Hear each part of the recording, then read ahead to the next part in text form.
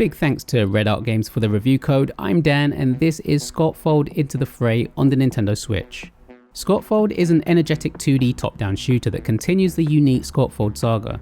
As the third installment in the series, it draws from the lore established in Usurper and Shrouded Insanity, but it is designed so that newcomers can dive right into the action without needing prior knowledge of the series. Set in a Ukrainian version of 1899 on the airy island of Portland, this game successfully combines historical elements with dark Lovecraftian themes, offering a satisfying yet challenging experience. The story begins with Hito, a knight of the Empire sent to investigate the mysterious disappearance of a royal and the growing rebellion of the Sons of Washington. The island of Portland is soon engulfed in a sinister fog, transforming it into a battleground where eldritch horrors roam alongside human rebels. The game's setting is a captivating blend of alternate history and cosmic horror, and as you unravel the island's deep secrets, you'll face grotesque rituals, rebel plots, and nightmarish entities. Though Into the Fray is a part of a larger narrative, it features an optional prologue that introduces the game's world and characters, ensuring players unfamiliar with the Skautfold universe won't feel completely lost. That being said, veterans of the series will appreciate the nods to prior events and characters as the lore continues to deepen. The game does a fantastic job of world building, gradually revealing more about the eldritch menace threatening the Empire and how the fog is slowly consuming the island.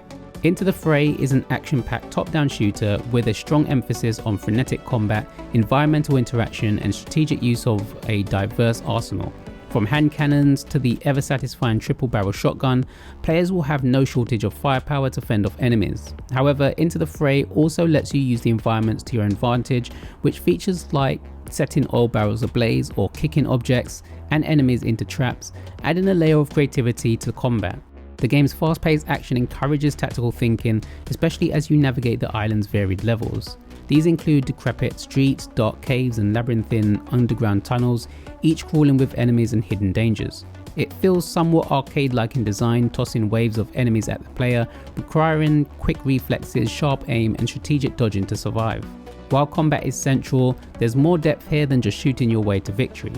Hito is more fragile than protagonists in previous games, and even with health recovering abilities, enemies can quickly take you down if you're careless. Boss fights are particularly punishing and will test your mastery of the game's mechanics. The game's difficulty settings do allow some customization of challenge, but even seasoned players will need to stay sharp in the heat of battle. A notable addition is the RPG mode, which introduces an intriguing twist on the base gameplay. In this mode, Hito starts off weaker than normal but gains power through health stones hidden throughout each level. This mode encourages exploration and careful progression, as the ability to increase your stats adds a more personalized, customizable experience.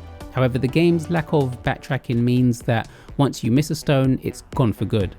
This risk-reward system can make the RPG mode feel either rewarding or frustrating depending on how well you explore the levels.